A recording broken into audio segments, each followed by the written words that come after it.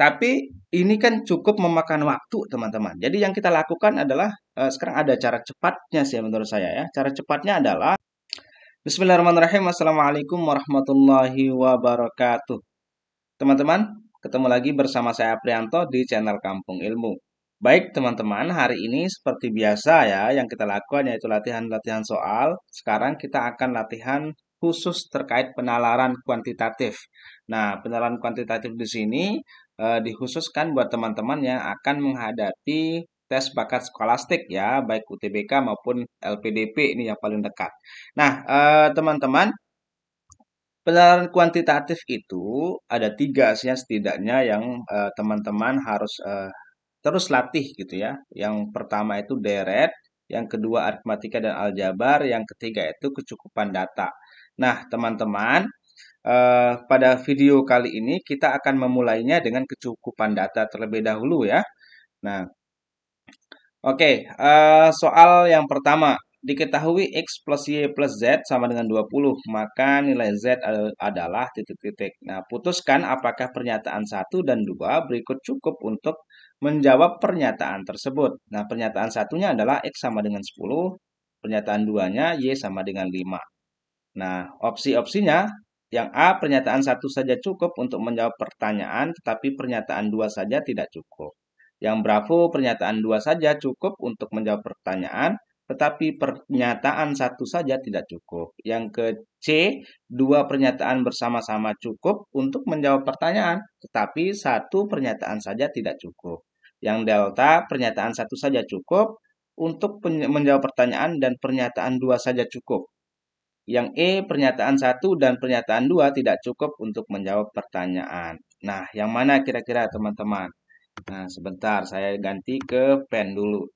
Nah, teman-teman coba perhatikan gitu ya. Soalnya itu kan si ini ya. X plus Y plus Z sama dengan 20. Ini soalnya nih. Nah, kalau kita menggunakan pernyataan satu saja, gitu ya, kita cek, maka X-nya itu kita substitusi, ganti pakai 10 gitu ya. 10 plus Y plus Z sama dengan 20. Nah, kita yang ditanya adalah si Z ya. Nah, untuk mencari nilai Z, maka kita butuhkan nilai Y juga dong, tidak hanya X kan gitu ya. Nah, apakah kalau misalkan kita berarti maaf, berarti pernyataan satu ini tidak cukup ya? Tidak cukup ya, teman-teman ya. Nah, berarti sekarang kita uji dulu pernyataan kedua gitu ya. Pernyataan kedua itu bunyinya Y sama dengan 5, maka X-nya kita tetapkan tambah 5 tambah Z sama dengan 20. Nah, seperti yang saya bilang tadi, ini sepertinya juga tidak cukup gitu ya. Kenapa? Karena untuk mencari nilai Z, kita butuhkan nilai X. Nah, jadi ini juga tidak cukup. Oleh karena itu, bagaimana dia supaya dia cukup gitu ya? Supaya dia cukup, maka X dan Y kita harus substitusi gitu ya. X-nya 10, Y-nya 5, ditambah Z sama dengan 20. Nah, baru ini akan tahu nanti kita bahwa Z-nya itu adalah 20 dikurangi 15. Nah, sama dengan 5. Nah, gitu ya. Baru kita nanti tahu bahwa nilai Z-nya itu adalah 5. Dari mana? Dari pernyataan satu dan 2. Apakah bisa salah satu? Nggak bisa salah satu ya. Maka karena dia tidak bisa salah satu, maka A kita coret, B kita coret gitu ya. Nah, yang delta juga tentu saja kita coret ya. Pernyataan satu saja cukup untuk menjawab pertanyaan dan pernyataan dua saja cukup. Ini juga kita coret. Nah, yang E, pernyataan satu dan pernyataan dua tidak cukup untuk menjawab pertanyaan. Ini tentu saja tidak ya. Dia cukup ya kalau misalkan kita menggunakan dua-duanya. Berarti jawabannya adalah si C dong, Charlie gitu ya. Nah, begitu teman-teman ya. Oke, kita lanjut ke soal berikutnya. Soal nomor 2. Berapakah nilai Y untuk pernyataan satunya ini? 4X plus 3Y sama dengan 10. Yang kedua 6X plus 4Y sama dengan 2. Nah, apakah pernyataan satu saja yang cukup? Ataukah hanya saja pernyataan dua yang cukup gitu ya? Ataukah kedua-duanya cukup atau kedua-duanya tidak cukup gitu ya? Nah, kita akan cek gitu ya. Nah, teman-teman, teman-teman ingat nggak? Ini kan persamaan dua variabel ya. Nah, karena ada dua pernyataan, maka ini kan masuk dalam sistem persamaan linear dua variabel. Nah, SPLDV itu teman-teman, ini kan akan berbentuk garis ya. Nah, ingat nggak teman-teman kalau belajar garis? Kalau dua garis, kan ada dua garis ya. Maksudnya ini pernyataan satu ini kan kalau digambarkan ini bentuk garis. Pernyataan dua juga demikian. Nah, kalau misalkan kedua garis ini kita gambarkan, kalau garisnya nanti itu berpotongan begini bentuknya, ini misalkan line satu, line 2. Nah, kemudian ini titik potongnya, maka ini artinya adalah kedua garis itu mempunyai tepat satu solusi gitu ya. Nah, atau satu jawaban gitu ya. Nah, kemudian bagaimana kalau misalkan garisnya itu berhimpit. Nah, ya berhimpit. Nah, garis satu dan garis duanya itu sama gitu ya. L1 dan L2-nya itu berada pada titik-titik yang sama ya. Artinya berhimpit. Nah, kalau dia berhimpit ini kan titik potongnya banyak sekali ya sepanjang garis itu gitu. Ini artinya eh, garis ini dua persamaan ini memiliki banyak solusi gitu ya. Ini banyak solusi. Nah, kemudian bagaimana kalau garisnya itu posisinya itu sejajar gitu ya. Nah, ini misalkan ini line 1, ini line 2. Nah, ini kalau dia sejajar begini, maka ini tidak punya solusi. Tidak ada solusi untuk kedua garis itu atau kedua persamaan itu ya. Nah, apa hubungannya semua ini? Sebentar ya, kita lihat. Nah, bagaimana kita tahu sekarang eh, apakah kedua persamaan ini memiliki solusi atau tidak selain garis? Apakah kita perlu menggambar garisnya? Tidak perlu, teman-teman ya. Ini hanya untuk mengingatkan teman-teman saja.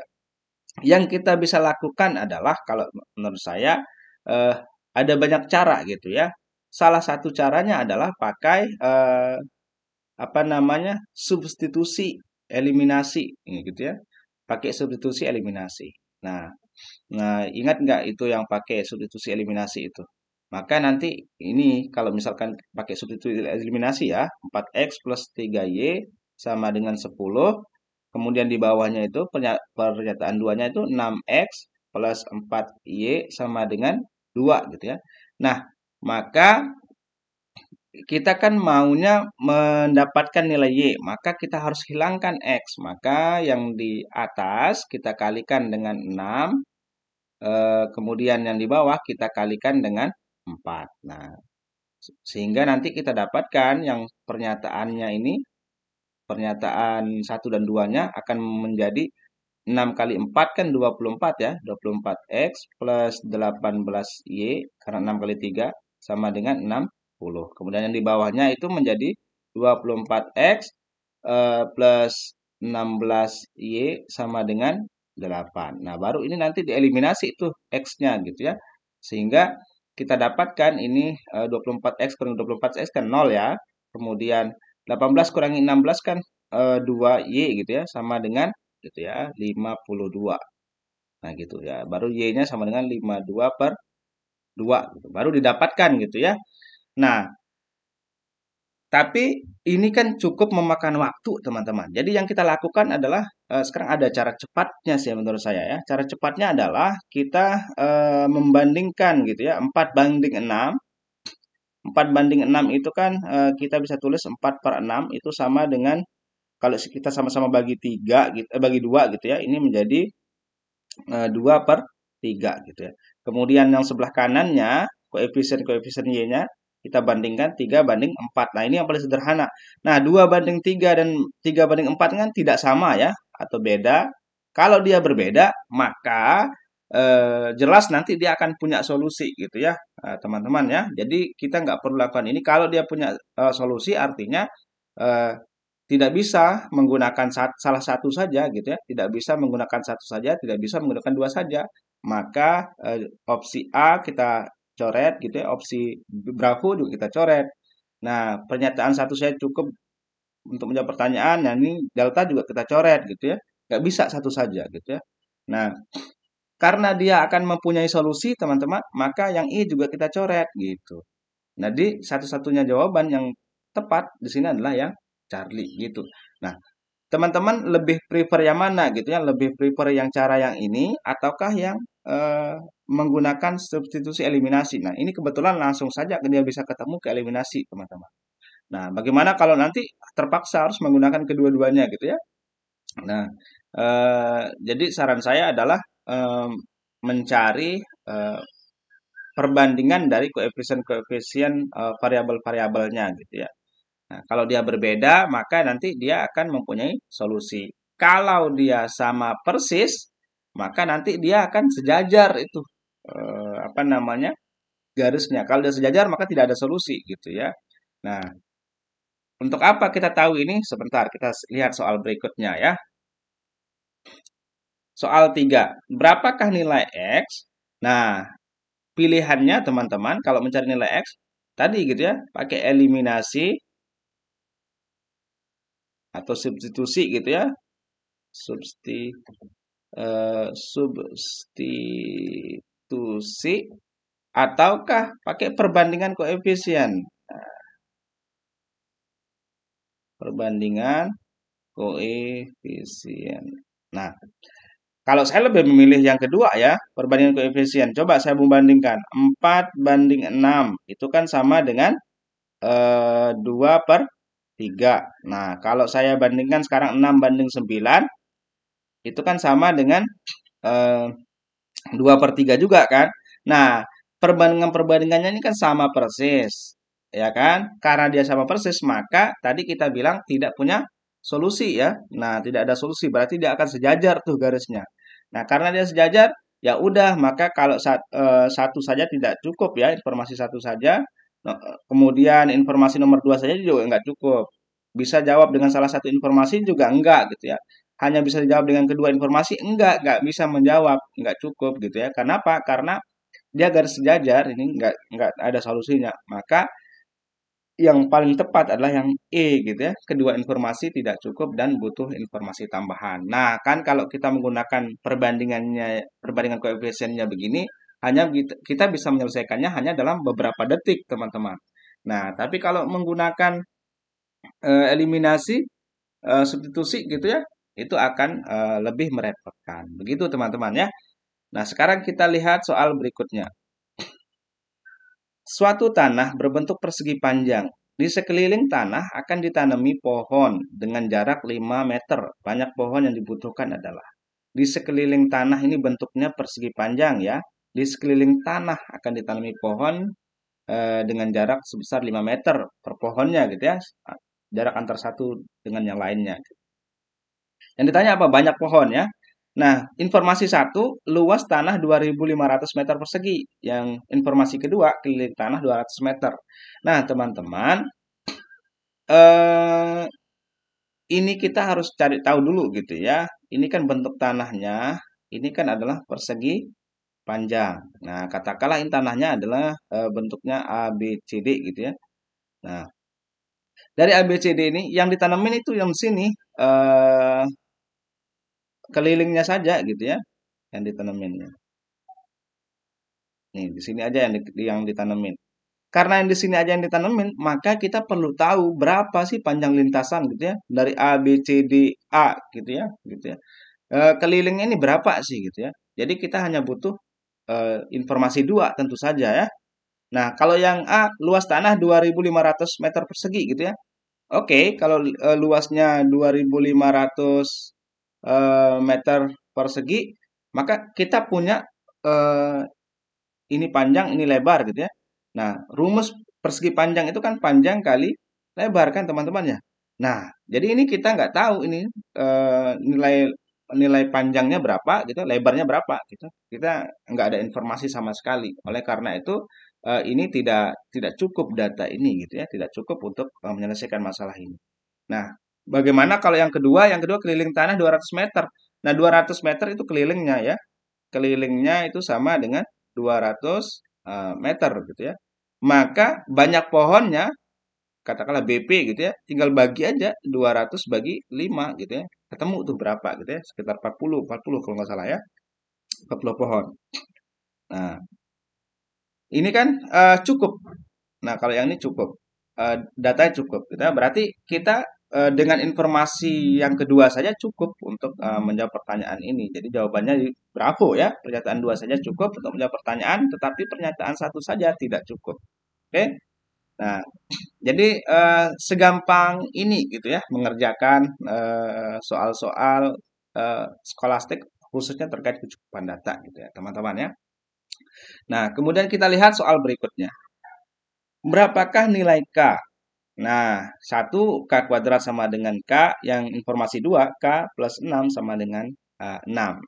Kita mau cari nilai K, teman-teman. Apakah satu saja cukup, dua saja cukup, atau kedua-duanya nggak cukup, ataukah kedua-duanya cukup, gitu ya. Kita lihat pernyataan satu, gitu ya. K kuadrat sama dengan K.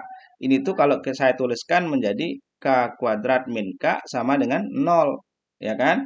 Nah, kalau ini saya keluarkan dari ini K-nya, berarti K min 1 sama dengan 0. Nah, berarti ini artinya apa? K sama dengan 0 atau K sama dengan 1, kan ya gitu ya. Artinya apa? Nggak ada nilai yang jelas untuk K. Jadi artinya ini tidak cukup data ini gitu ya. Nah, bagaimana yang kedua?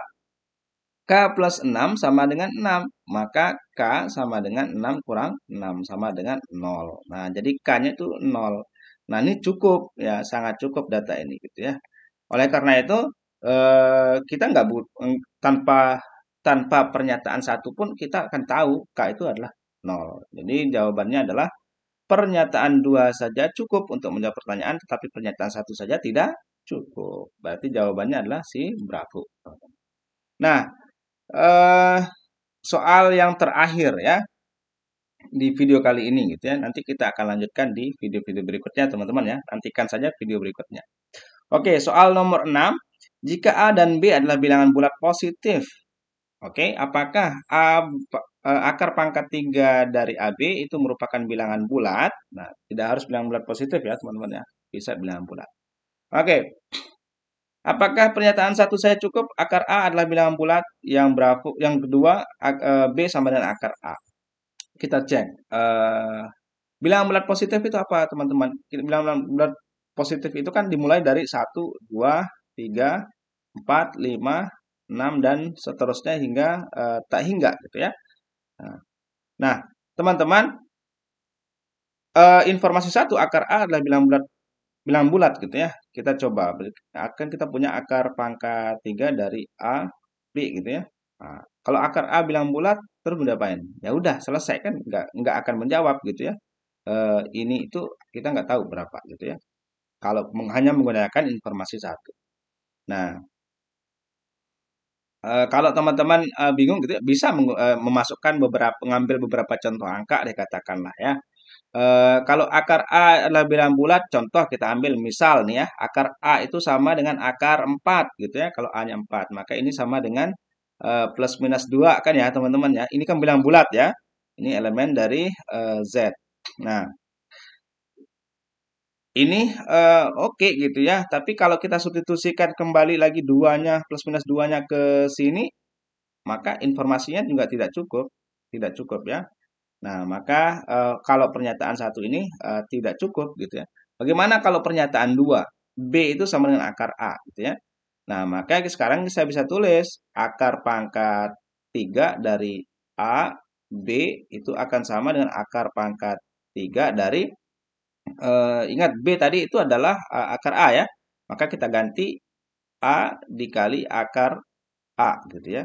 Nah, akar A, nah akar A itu kan ingat teman-teman ya, ini kan sama dengan A pangkat setengah kan. Nah, maka sekarang saya bisa tulis ini itu sama dengan akar pangkat 3 dari A kali A pangkat setengah. Nah, ingat teman-teman ini ya, sifat perkalian perpangkatan gitu ya. Kalau misalkan saya punya A dikali A pangkat setengah, ini kan sama artinya A yang ini tuh A pangkat 1 kan teman-teman ya. Maka ini sama dengan kita pangkatnya dijumlahin gitu ya. Pangkatnya kita jumlahkan. Maka ini A sama dengan A 1 tambah setengah. Ini 1 tambah setengah itu kan 3/2 teman-teman ya. Maka ini A pangkat 3/2. Oleh karena itu ini sama dengan akar pangkat 3 dari A pangkat 3/2. Nah, sekarang si ini tuh ingat kalau misalkan kita punya bentuk akar gitu ya, yang tadi ini akar A itu kan sama dengan A pangkat setengah. Bagaimana kalau misalkan saya punya akar pangkat 3 dari A pangkat 2 misalkan. Ini tuh sama dengan A pangkat 2 dikali dipangkatkan 1/3 gitu teman-teman. Nah, begitupun yang ini akan menjadi A pangkat 3/2 dipangkatkan 1/3.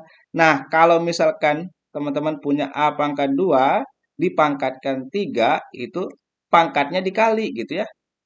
Sama dengan A pangkat 2 kali 3 sama dengan A pangkat 6. Nah, begitupun yang ini. Maka ini menjadi A pangkat 3/2 dipangkatkan 1/3 itu berarti 3/2 dikali 1/3 itu berapa? Ya, 1/2 kan?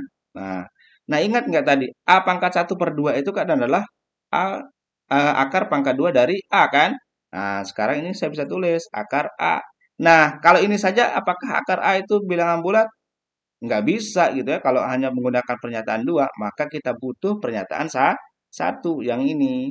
Akar A adalah bilangan bulat. Karena akar A adalah bilangan bulat, maka artinya kita butuh kedua informasi itu gitu ya, informasi satu dan informasi dua. Jadi yang alfa bukan, yang bravo juga bukan tentu saja ya.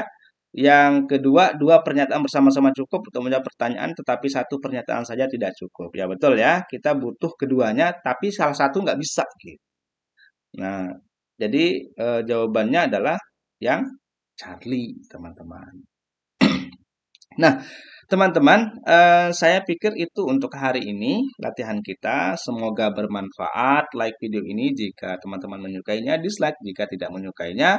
Jangan lupa di-share barangkali video ini bermanfaat untuk teman-teman kita yang di luar sana yang kebetulan tidak nemu video ini, teman-teman ya. Nah, teman-teman yang baru bergabung boleh bantu like, subscribe, dan komen tentu saja. Apalagi kalau misalkan dari penjelasan yang saya sampaikan ada kekurangan, mohon dikoreksi nanti di kolom komentar. Terima kasih banyak teman-teman sudah nonton video ini. Sampai ketemu di video-video selanjutnya. Wassalamualaikum warahmatullahi wabarakatuh.